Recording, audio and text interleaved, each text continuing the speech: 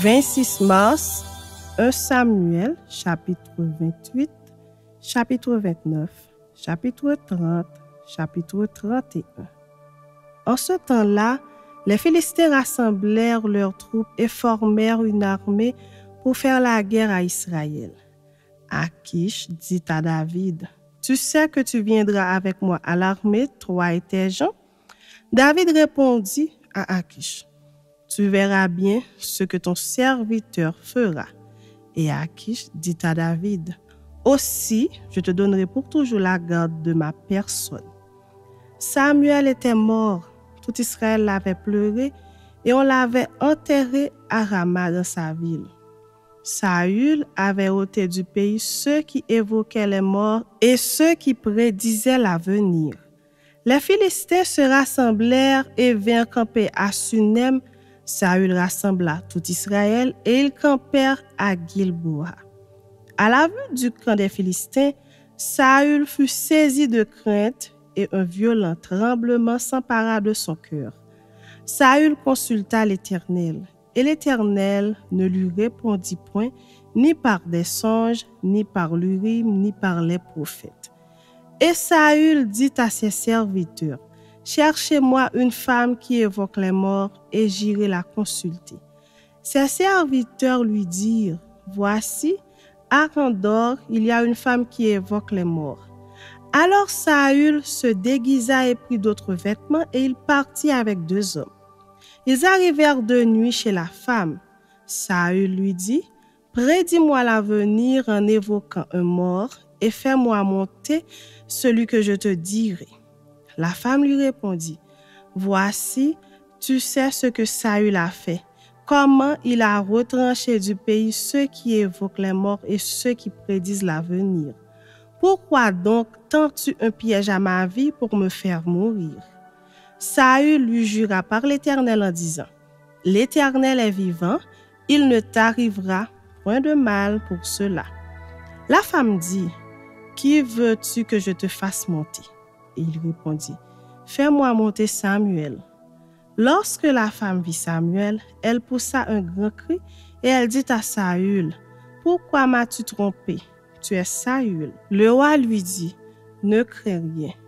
Mais que vois-tu? » La femme dit à Saül, « Je vois un Dieu qui monte de la terre. » Il lui dit, « Quelle figure a-t-il? » Et elle répondit, « C'est un vieillard qui monte et il est enveloppé d'un manteau. » Saül comprit que c'était Samuel et il s'inclina le visage contre terre et se prosterna. Samuel dit à Saül, « Pourquoi m'as-tu troublé en me faisant monter? » Saül répondit, « Je suis dans une grande détresse. Les Philistins me font la guerre et Dieu s'est retiré de moi. Il ne m'a répondu, ni par les prophètes, ni par des songes. Et je t'ai appelé pour que tu me fasses connaître ce que je dois faire. » Samuel dit, « Pourquoi donc me consultes-tu, puisque l'Éternel s'est retiré de toi et qu'il est devenu ton ennemi? L'Éternel te traite comme je te l'avais annoncé de sa part. L'Éternel a déchiré la royauté d'entre tes mains et l'a donnée à un autre, à David. Tu n'as point obéi à la voix de l'Éternel et tu n'as point fait sentir à Amalek l'ardeur de sa colère. Voilà pourquoi l'Éternel te traite aujourd'hui de cette manière. Et même l'Éternel livrera Israël avec toi entre les mains des Philistins. Demain, toi et tes fils, vous serez avec moi, et l'Éternel livrera le camp d'Israël entre les mains des Philistins. » Aussitôt, Saül tomba à terre de toute sa hauteur, et les paroles de Samuel le remplirent d'effroi. De plus, il manquait de force, car il n'avait pris aucune nourriture de tout le jour et de toute la nuit.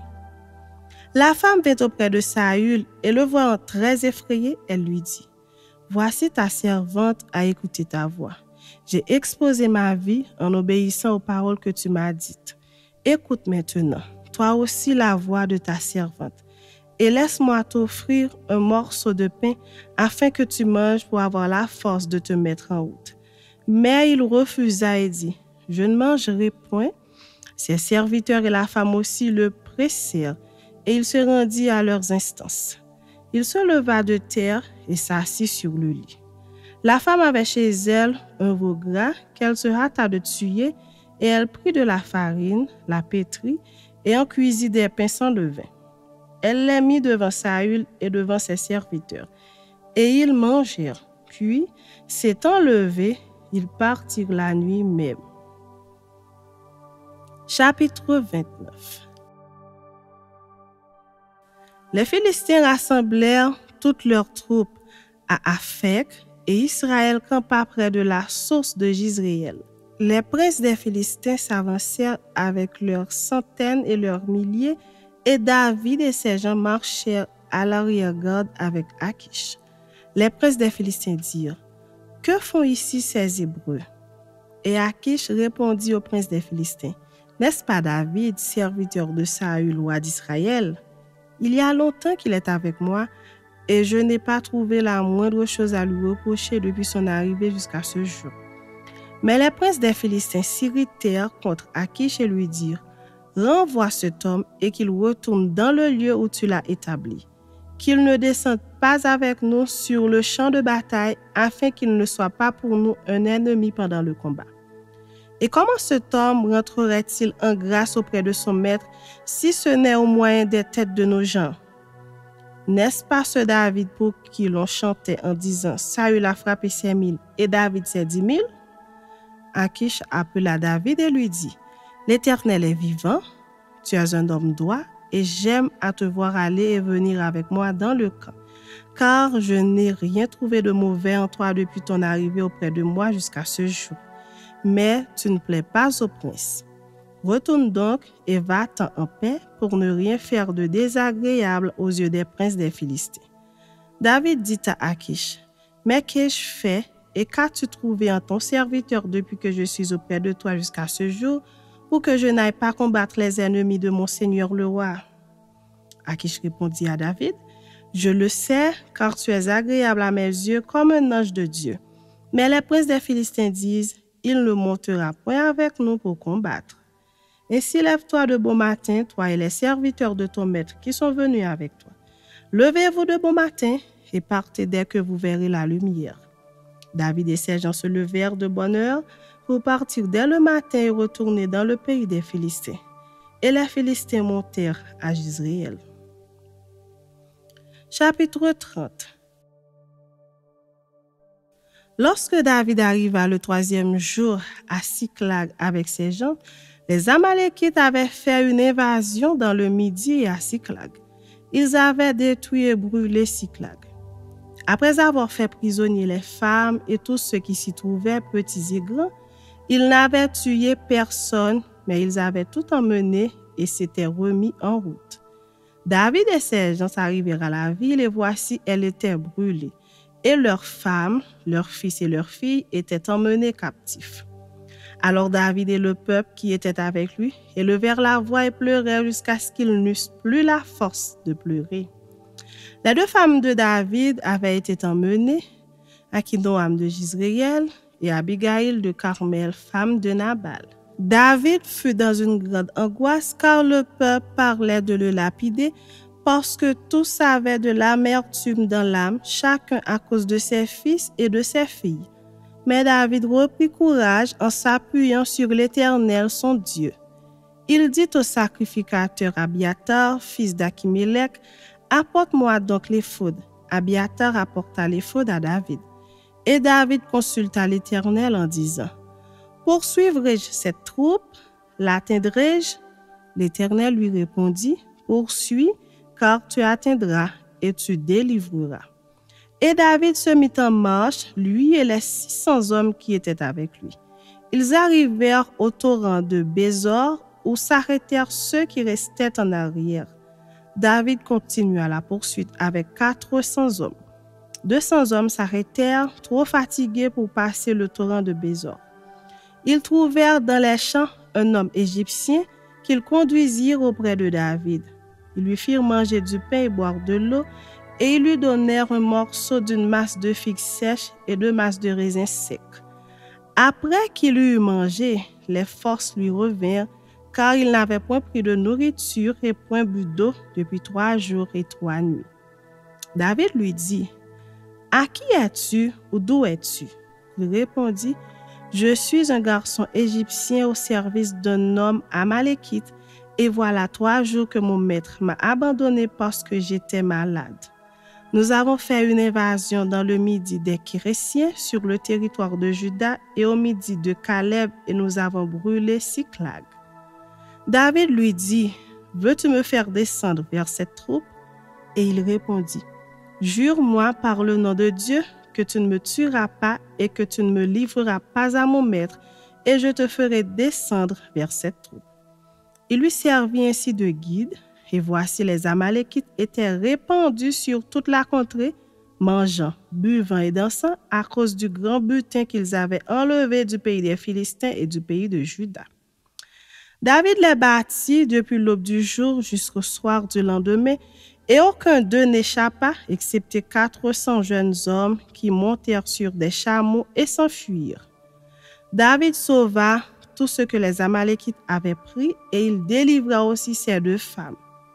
Il ne leur manqua personne, ni petit ni grand, ni fils ni fille, ni aucune chose du butin, ni rien de ce qu'on leur avait enlevé. David ramena tout. Et David prit tout le menu et le gros bétail. Et ceux qui conduisaient ce troupe et marchaient à sa tête disaient, « C'est ici le butin de David. » David arriva auprès des 200 hommes qui avaient été trop fatigués pour le suivre et qu'on avait laissés au torrent de Bézor. Ils s'avancèrent à la rencontre de David et du peuple qui était avec lui. David s'approcha d'eux et leur demanda comment ils se trouvaient.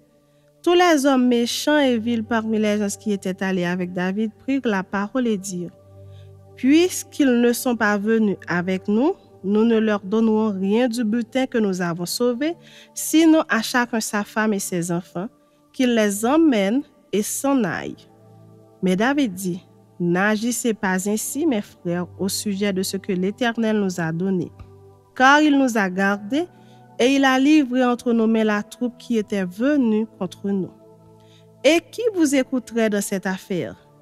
La part doit être la même pour celui qui est descendu sur le champ de bataille et pour celui qui est resté près des bagages. Ensemble, ils partageront. Il en fut ainsi dès ce jour et dans la suite, et l'on a fait de cela jusqu'à ce jour une loi et une coutume en Israël. De retour à Siclag, David envoya une partie du butin aux anciens de Juda, à ses amis en leur adressant ces paroles. Voici pour vous un présent sur le butin des ennemis de l'Éternel. Il fit ainsi des envois à ceux de Béthel, à ceux de Ramoth du Midi, à ceux de Jatir, à ceux d'Aroyer, à ceux de Siphmoth, à ceux d'Ectémoa, à ceux de Rakal, à ceux des villes des Jérakméélites, à ceux des villes des Kéniens, à ceux de Horma, à ceux de Kor-Achan, à ceux d'Atak, à ceux d'Hébron, et dans tous les lieux que David et ses gens avaient parcourus. Chapitre 31. Les Philistins livrèrent bataille à Israël, et les hommes d'Israël prirent la fuite devant les Philistins et tombèrent morts sur la montagne de Gilboa. Les Philistins poursuivirent Saül et ses fils et tuèrent Jonathan, Abinadab et Malkishua, fils de Saül. L'effort du combat porta sur Saül. Les archers l'atteignirent et le blessèrent grièvement. Saül dit alors à celui qui portait ses armes, « Tire ton épée et m'en transperce, de peur que ces incirconcis ne viennent me percer et me faire subir leurs outrages. » Celui qui portait ses armes ne voulut pas, car il était saisi de crainte. Et Saül prit son épée et se jeta dessus. Celui qui portait les armes de Saül, le voyant mort, se jeta aussi sur son épée et mourut avec lui. Ainsi périrent en même temps dans cette journée Saül et ses 3 fils, celui qui portait ses armes et tous ses gens. Ceux d'Israël qui étaient de ce côté de la vallée et de ce côté du Jourdain, ayant vu que les hommes d'Israël s'enfuyaient et que Saül et ses fils étaient morts, abandonnèrent leur ville pour prendre aussi la fuite. Et les Philistins allèrent s'y établir. Le lendemain, les Philistins vinrent pour dépouiller les morts et ils trouvèrent Saül et ses 3 fils tombés sur la montagne de Gilboa. Ils coupèrent la tête de Saül et enlevèrent ses armes. Puis, ils firent annoncer ces bonnes nouvelles par tout le pays des Philistins, dans les maisons de leurs idoles et parmi le peuple. Ils mirent les armes de Saül dans la maison des Astartés et ils attachèrent son cadavre sur les murs de Beth-Shan. Lorsque les habitants de Jabès en Galade apprirent comment les Philistins avaient traité Saül, tous les 20 hommes se levèrent et après avoir marché toute la nuit, ils arrachèrent des murs de Beth-Shan le cadavre de Saül et ceux de ses fils. Puis ils revinrent à Jabès où ils les brûlèrent. Ils prirent leurs os et les enterrèrent sous le tamarisque à Jabès. Et ils jeûnèrent 7 jours.